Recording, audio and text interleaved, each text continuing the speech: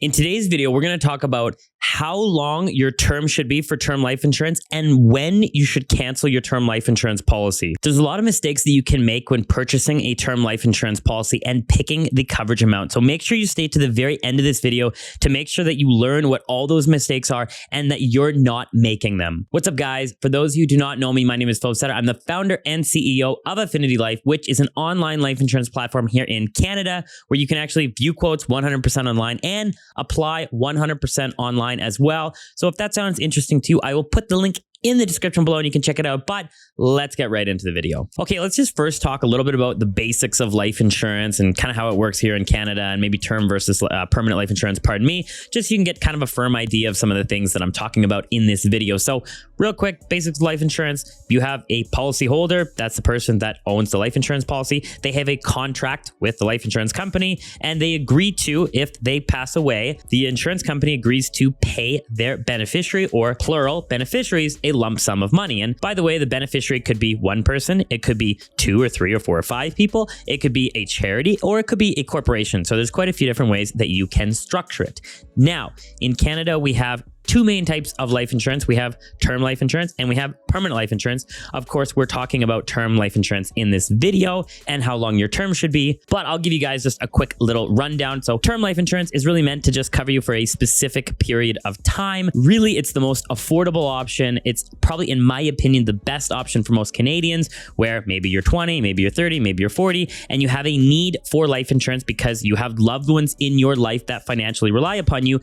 And if you were to pass away, they would be very financially impacted. Term life insurance is the best option. You choose an amount, you choose a term length, and you go on your way. And typically how it works is, of course, we're going to talk about it a little bit later on in this video, but you would want it to get to a point where you no longer need it anymore. And if you think about it, let's play that scenario out. It's usually the kids are out of the house might be paid off, the mortgage might be much more paid down, you might have some investments piled up, all your high interest debt is now paid off, and you're really in a way better financial position where if something did happen to you, yes, your family would be impacted, but not to the financial degree 20 or 30 years ago. Permanent life insurance, on the other hand, is really meant to cover you until death. So term life insurance is a what if, permanent life insurance is a when, because it's guaranteed to pay out and it's meant to cover you all the way until death. So it's not something that's just for a specific period of time. It's for your entire life and eventually, unfortunately, your death, whenever that may be. Now, permanent life insurance is really best for those people that are looking to leave something behind for the next generation,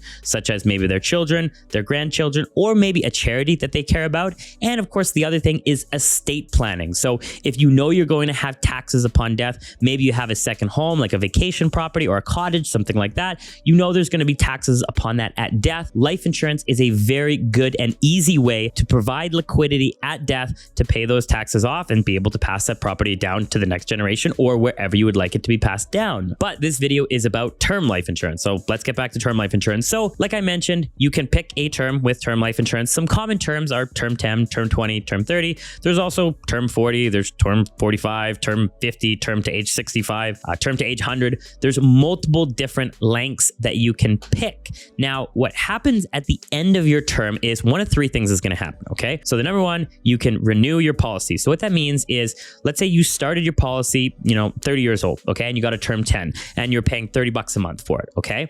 Well, for the first 10 years, that price will be $30 a month. At the end of that 10-year period and the end of your term, you now have an option to renew it for another 10 years. Now, this is regardless of what your health condition is at that time. So if you had any adverse health conditions that happened to you, maybe you were diagnosed with diabetes, or maybe you had a heart attack, or maybe you were diagnosed with some other type of adverse health condition and you can't get life insurance from another company, they are contractually obligated to renew your policy for another 10 years. So typically when it renews, it'll renew anywhere from 2 to 6 times the premium, the original premium. So maybe it was $30 and now it goes up to $90 a month. So it is going to jump up in price, but they are contractually obligated to renew that term.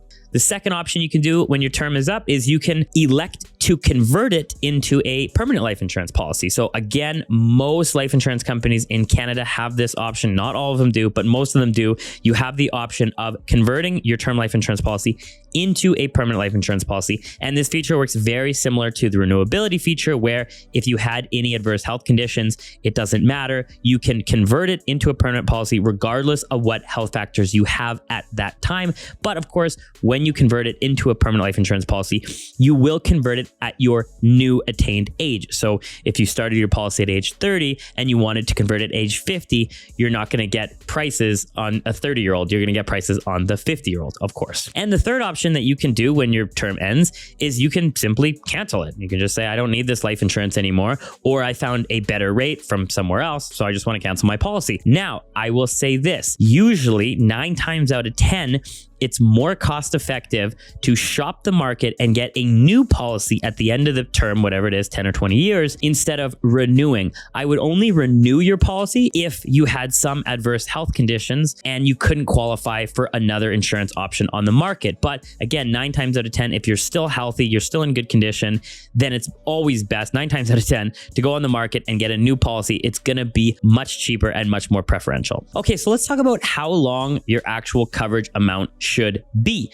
Now, here's the thing. You want to look at a few factors, okay? Number one, one of the most important reasons why you would get life insurance is for your children. That's like number one, right at the top. If you have children and something were to happen to you, they would need to be taken care of. You would need some type of financial support to help your spouse take care of them, or your family take care of them, or somebody take care of them if you did pass away. So an easy way to look at what maybe the length of your term should be, look at your children. If your children are age 10, well, then maybe a 10-year or a 15-year term would be great, because then, okay, well, they're going to be 20 or 25 years old. Well, they're probably going to be out of the house at that point. They're going to be in university. They're not really going to need that financial assistance if you were going to pass away at that point. And so maybe you don't need life insurance after that point. The other thing that you want to look at is the length of your mortgage. So if your mortgage is maybe a 30-year mortgage, however, you've been paying it for 10 years, well, then maybe that 20-year or 15-year coverage amount might be the most suitable coverage amount for you. Those are really the two most important things that you want to look at, in my opinion, for life insurance, is what are the age of your children and what's the length of your mortgage. Those are the two big things that you really care for during that specific period of time. Not saying that your partner wouldn't be affected if you passed away. Obviously, you need to take them into consideration as well. But if your children are out of the house and your mortgage is paid down and your partner is also working, then you don't need as much life insurance on yourself at that time. Now, let me talk about some of the mistakes that people make when they choose their coverage and their term length and their term amount is analysis paralysis. So here's the thing. One of the things you want to make sure that you don't do is you don't want to wait for months or years or never make a decision because you're trying to find the absolute best company, no matter what, number one ranked across all the board, or you're trying to find the perfect coverage amount, or you're trying to find the perfect coverage length. Here's the thing. Term life insurance can be a very dynamic component that's moving throughout your life. And so what I mean by this is it doesn't have to be this fixed thing that you just pick once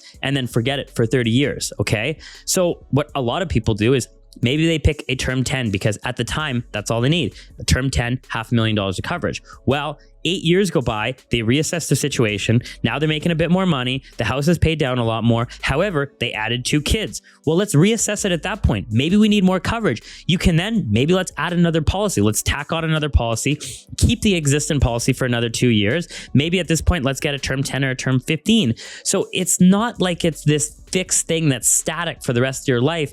There's a lot of moving components with this, and you can tack on policies as you go through your life and your need for life insurance changes. So what I would say is don't get bogged down with trying to make sure that you make the perfect decision at this time with the perfect coverage amount and the perfect coverage length. Don't have that analysis paralysis, because probably as you go throughout your life, things are going to change in your life. That's how life works. You go through and things change, and you have children and you move into a bigger house, or you move into a smaller house, you get a better job, or you get laid off from your job.